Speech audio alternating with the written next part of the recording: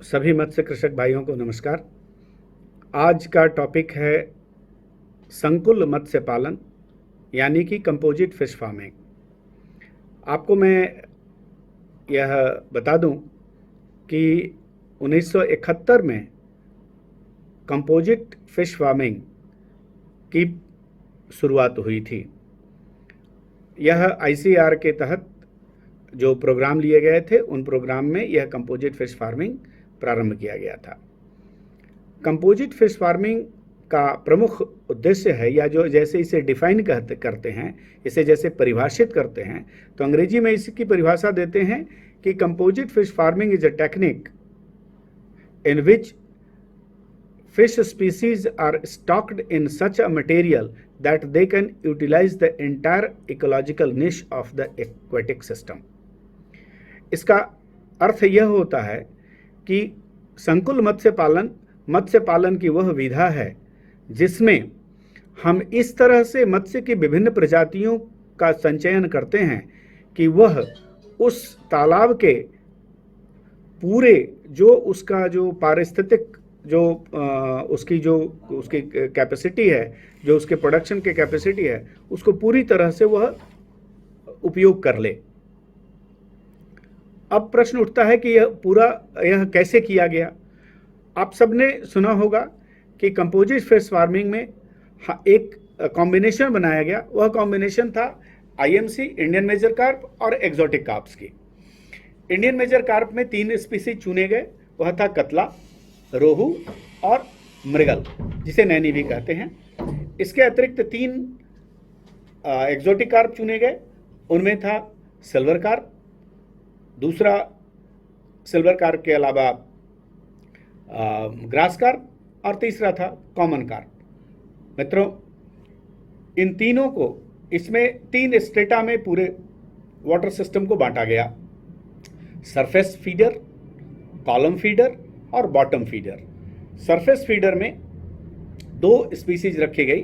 वो पहली स्पीसीज थी कतला और दूसरी थी सिल्वर कार्प।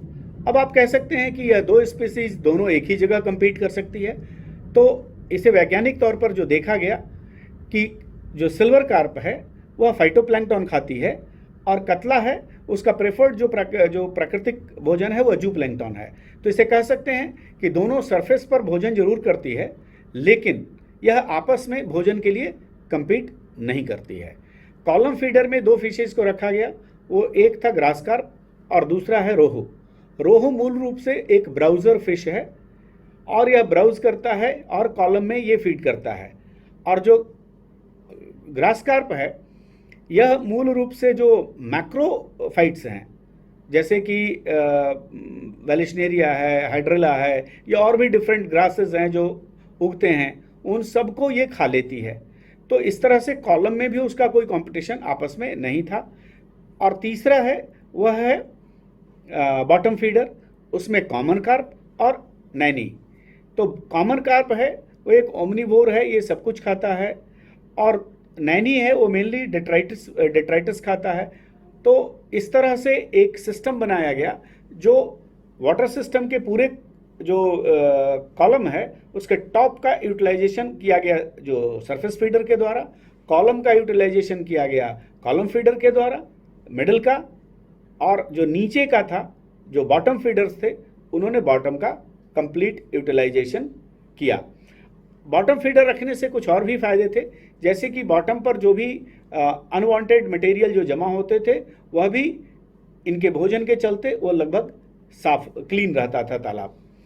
अब है कि यह जो सिस्टम तैयार किया गया, यह सिस्टम मूल रूप से तालाब में पाए जाने वाले प्राकृतिक भोजन के आधार पर था, और इसीलिए जो प्राकृतिक भोजन है उसी के उत्पादन में बढ़ोतरी के लिए और बहुत सारी पद्धतियां इसमें ऐड की गई, जिसमें मैन्योरिंग, फर्टिलाइजेशन। मैन्योरिंग में आप गोबर का प्रयोग करते हैं। जो नॉन ड्यूरेबल टैंक्स होते हैं उसमें पेस्टिसाइड के रूप में जैसे महुआ केक का भी प्रयोग होता है, जो एक पेस्टिसाइड भी होता है, बाद में मैन्योर का काम भी करता है। इसके अतिरिक्त और भी कई तरह के मैन्योर हैं, जैसे पोल्ट्री लीटर का प्रयोग कर लेते हैं। लेकिन इन सबों में प्रयोग करने में सावधानी बरतने की जरूरत है कि इसका जब भी प्रयोग करें तो यह अपने साथ मैन्योर तो है, लेकिन इसके साथ अपने कुछ प्रॉब्लम्स भी हैं। जैसे कि जब भी आप प्रयोग करते हैं, गोबर का प्रयोग करते हैं, तो आप उसके साथ बहुत सारे कीड़े मकोड़े तालाब में हो जाते हैं। तो आप नियमित अंतराल पर कीड़ों मकोड़ों को आप तालाब से निकालने की पद्धति अपनाते रहें, जिसमें या तो आप फैट और डिटर्जेंट का कॉम्बिनेशन का प्रयोग करें, या बहुत सारे अभी जो उपलब्ध इंसेक्टी जैसे आपको डेल्टा मैथिलीन है या साइपर मैथिलीन है, जो विभिन्न ट्रेड नेम से बाज़ार में उपलब्ध हैं, बुटेक्स के नाम से, टेनिक्स के नाम से, या क्लीनर के नाम से, तो उनका प्रयोग करते रहें। जब पोल्ट्री लीटर का प्रयोग करते हैं तो आप ध्यान दें कि उसे सीधे प्रयोग ना करें, क्योंकि उसमें अमोनिया की मात्रा बहुत ज़्यादा होती है, तो उसके प्रयोग में बहुत ध्यान देने की आवश्यकता होती है। इसके अतिरिक्त जो बाद में जब कंपोजिट फिश फार्मिंग में हुआ कि यह एक सीमा तक ही प्राकृतिक भोजन से मछली का ग्रोथ हो सकता है, तो फिर सप्लीमेंट्री फीडिंग प्रारंभ हुआ, और सप्लीमेंट्री फीडिंग के रूप में मछलियों को विभिन्न प्रकार के जो तिलहन थे उनके केक दिए गए। जैसे बिहार में मुख्य रूप से सरसों का केक, आल केक, जिसे सरसों के खल्ली कहते हैं, और साथ में राइस ब्रान 50-50 मिला के देते हैं, साथ में कुछ मिनरल मिक्सचर या विटामिन वगैरह मिला के देते हैं। आज के तिथि में भी एक मेजॉरिटी में, बड़ी संख्या में बिहार में जो मछली पालन होता है वह लगभग कंपोजिट पालन का ही अलग अलग स्वरूप है, और फीड भी इसी तरह का है।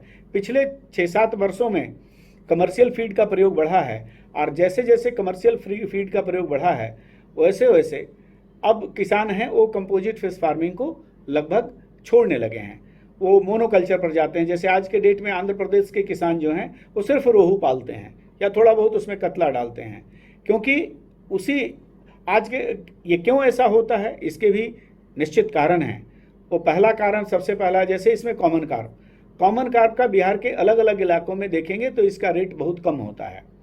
इसी तरह से सिल्वर कार्प का रेट आप उत्तर बिहार में जाएं तो कुछ मिल जाता है, दक्षिण बिहार के इलाकों में इसका रेट बहुत कम है, इसलिए किसान इसे नहीं करना चाहते। उसके जगह पर कुछ और स्पीसीज जैसे बिग हेड वगैरह है, हाइपोथैलेमिक्टिस मोलिट्रिक्स की जगह पर हाइपोथैलेमिक्टिस ये नोबिलिस का प्रयोग, जिसे पहले एरिस्टिक्टिस नोबिलिस कहते थे, उसका प्रयोग करना चाहते हैं। तो आज यह जो फार्मिंग है वह मोनोकल्चर की तरफ बढ़ रहा है, क्योंकि सब कोई प्रॉफिट ओरिएंटेड काम करना चाहते हैं। लेकिन बड़े सिस्टम्स में जहां अभी भी हम एक्सटेंसिव फार्मिंग करते हैं, वहां के लिए यह जो कंपोजिट फिश फार्मिंग है वह एक बड़ी ही सफल विधा है। यह एक लंबे समय तक हमारे मत्स्य कृषकों को बहुत एक प्रॉफिटेबल एंडेवर के रूप में रहा है। और आज भी जहाँ पर जो किसान हैं जो कमर्शियल फीड का प्रयोग नहीं कर सकते, मैकेनाइजेशन नहीं कर सकते, इंटेंसिफाई नहीं कर सकते सिस्टम को, उनके लिए आज भी कंपोजिट फिश फार्मिंग जो है वह मत्स्य पालन की सबसे उन्नत विधा है। कंपोजिट फिश फार्मिंग के बारे में एक और बात बता दूं कि इसमें जो आपस में जो स्पीसीज होते हैं, ये लगभग कॉमन कार्प को छोड़कर कोई पॉन्ड में ब्रीड करता नहीं है। और इसमें जो स्टॉकिंग, जो नई टेक्निक आई है, पहले हम इसमें बहुत सारे किसान थे वो कुछ स्पॉन डालते थे, कुछ अर्ली फ्राई डालते थे, कुछ फ्राई डालते थे, कुछ थे जो फिंगरलिंग डालते थे। लेकिन जो नई विधा है इसमें हम ईयरलिंग का प्रयोग करते हैं, स्टंटेड ईयरलिंग। लगभग 50 से 100 ग्राम का स्टॉकिंग मटेरियल डालते हैं, और इसकी स्टॉकिंग डेंसिटी जो अभी है वो लगभग 1 हेक्टेयर में 5000 ईयरलिंग का स्टॉकिंग करते हैं, और यह 7 से 8 महीने 9 महीने में 1 किलो साइज का हो जाता है। और अभी आप देखेंगे कि इस कारण ही कई जगह जो हैचरियां हैं वह एक अस्वस्थकर ब्रीडिंग की टेक्निक ले आई हैं। चूँकि आप वो क्या करते हैं कि रोहू, कतला, नैनी वगैरह का, या कतला, रोहू, खास करके रोहू और नैनी का एक साथ ब्रीडिंग करा देते हैं, और करा करके वो सीड अवेलेबल कराते हैं। इसके कारण काफ़ी मात्रा में हाइब्रिडाइजेशन हो जाता है। हमें इन चीज़ों से बचना होगा। अगर हमें कंपोजिट फिश फार्मिंग भी करनी है तो कंपोजिट फिश फार्मिंग में भी हमें आइडेंटिफाई करके कितनी संख्या में कौन सी मछली डालनी है, यह हमें सुनिश्चित कर लेना होगा। जैसे कि कहीं कहीं देखा है कि एक बार किसी को अच्छी ग्रोथ मिल गई ग्रास कार्प की, तो ग्रास कार्प की संख्या बढ़ा देंगे तो ग्रास कार्प का ग्रोथ नहीं होगा। आप इसे एक बड़े ही बैलेंस में रखना होगा, अपने तालाब की तैयारी के अनुरूप इसे तैयार करना होगा, तभी आप कंपोजिट फिश फार्मिंग में आप बेहतर कर सकते हैं। और कंपोजिट फिश फार्मिंग विधा है, पुरानी विधा है, और इस विधा की आज भी प्रासंगिकता बनी हुई है। धन्यवाद।